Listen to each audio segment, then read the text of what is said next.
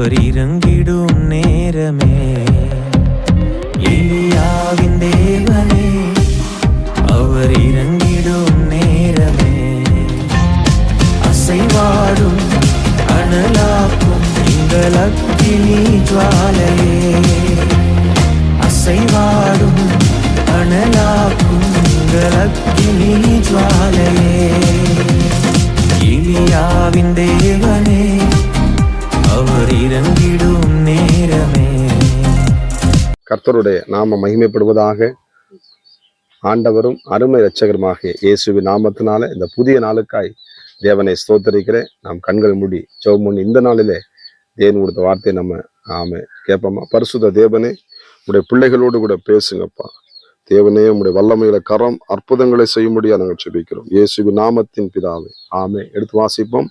1 ராஜாக்கள் 17ஆம் அதிகாரம் அதுல 9ஆம் வசனத்தை கூட வாசிப்போம். நீ எழுந்து சீதனுக்கு அடுத்த சாரிபாதி ஊருக்கு போய் அங்கே தங்கியிரு. உன்னை பராமரிக்கும்படி அங்கே இருக்கிற ஒரு விதவைக்கு கட்டளையிடுவேன் என்றார். கர்த்தருக்கு மகிமை உண்டாவதாக. எனக்கு அருமையான தேவ பிள்ளைகளை இந்த இடத்துல போட்டிருக்கிறது, நீ தங்கி இரு. எங்கன்னா தேவனுடைய சமூகத்துல நீங்க தங்கி இருக்கணும். ஆன்ற சொல்ல இடத்துல நீங்க இது இருக்கணும். ஓடிடக்கூடாது. அங்கேயே என்ன பண்ணுங்க, இருங்க. நம்ம இரு இடத்துல தேவன் வச்சிருக்காரு. ஆமா, நான் கூட இந்த இடத்துல இருக்கிறதுக்கு எத்தனையோ நாள் 10 வருஷமா என்ன பண்ணேன், ஜெபம் பண்ணிட்டு தான் இருந்தேன்.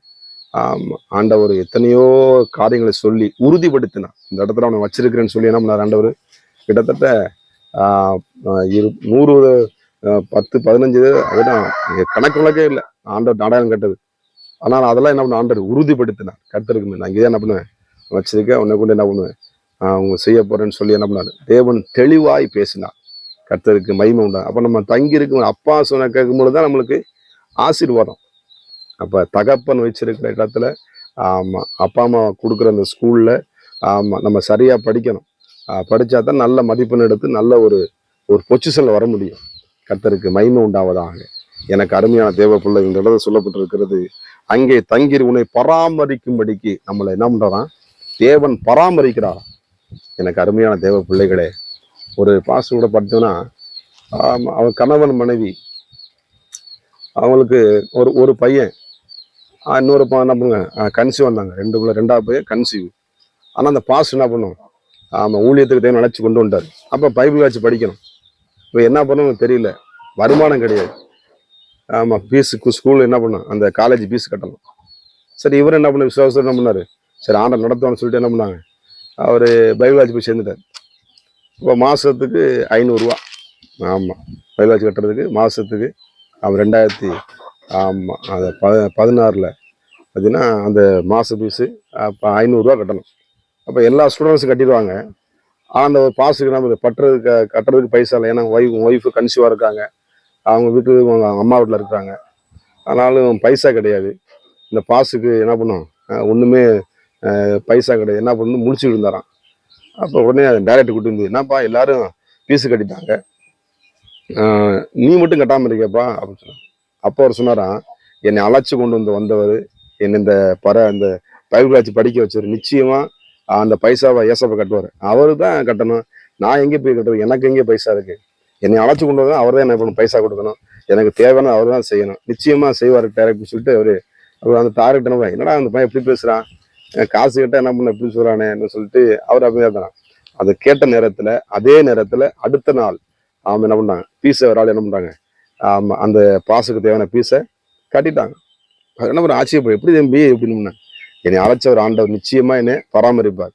பாருங்க, அது அந்த 3 வருஷம் படிக்கிறதுக்கு பைபிள் வச்சு படிக்கிறதுக்கு ஒரு விதவை என்ன பண்ணாப்புல, கணவனுக்கு வந்து ஒரு விதவை 3 வருஷம் என்ன பண்ணாங்க, அந்த பைபிள் வாலிஸ்டுடைய பொறுப்பை என்ன பண்ணாங்க, அந்த பாஸுக்கு எடுத்துக்கொண்டாங்க. அந்த பாஸுக்கு என்ன பண்ணேன், மாசம் நான் என்ன பண்றேன், இந்த 500 ரூபாயை அவங்க ஒரு வேலை செய்யறவங்க தான், அவங்க வேலை செய்யணும், குடும்பத்தை பார்க்கணும். அந்த வறுமையில இருந்து அந்த 500 ரூபாய் என்ன பண்ணுவாங்க, அந்த பாஸுக்கு கொடுக்கும் பொழுது அதை அந்த 3 வருஷம் ஆண்டோட கிருபையினால வெற்றிகரமா முடிச்சு ஆண்டுடைய பணியை உற்சாகமாக செய்து கொண்டிருக்க. அது வேற யாரும் இல்லைங்க, இந்த அடியானு தாங்க. சோத்திரம். ஒரு விதையை கொண்டு கர்த்தர் என்ன பண்ணாரு, 3 வருஷம் எப்படி நான் படிக்க போறேன்னு தெரிஞ்சு முடிச்சுக்கிட்டு இருந்தேன். ஆனா தேவன் நேர்த்தியாய் நடத்தினார். விவரிக்க முடியாது. ஆண்டவர் செய்த அன்பு விளைவு. அவன் நிச்சயமாக உங்களை பராமரிக்கிற தேவன். எப்படியாவது என்னை பராமரித்த கர்த்தர் என்னை வாழ வைத்த உங்களை நிச்சயமாய் வாழ வைப்பார், உங்களை பராமரிக்கும். என்ன கட்டளை இடுகிற தேவன், கட்டளைக்கு மகிமை உண்டாவதாக. அது எப்படியாவது சொல்லுவாங்களே, மரத்தை வச்சவர் தண்ணி ஊற்றுவார். உங்களை நிச்சயமாக தண்ணி ஊற்றி வளர்ப்பார். விளைய செய்கிற தேவனை நோக்கி பாருங்க, நிச்சயமா உங்க வாழ்க்கையில பெரிய அற்புதங்களை நீங்க பார்ப்பீங்க. நம்ம ஜெபம் பண்ணுவோமா? பரிசுத்த தேவனே, நன்றியோடு உம்மை துதிக்கிறோம். இந்த பிள்ளைகளை நீ ஆசீர்வதிக்கிறதுக்காக நன்றி செலுத்துகிறோம் அப்பா. கர்த்தர் பெரிய காரியங்களை செய்வீராக, இயேசுவின் நாமத்தின் பிதாவே, ஆமே. God bless you. கர்த்தர் உங்களை ஆசீர்வதிப்பாராக. நான் ஒருவன் மாத்திரம் நீந்திருக்க பாகாலின் படைகளை எதிர்த்திடுவேன். நான் ஜெபிக்க ஜெபிக்க அவர் தலையசைப்பார், ஜெபிக்க ஜெபிக்க அவர் தலையசைப்பார். நெருப்பாய் இறங்கிடுவார் என் தெய்வம், நெருப்பாய் இறங்கிடுவார். ஆவியே, ஆவியே, அசைவாடும் அனலாக்கும் எங்கள் அக்கினி ஜுவாலையே, அசைவாடும் அனலாக்கும் எங்கள் அக்கினி ஜுவாலையே.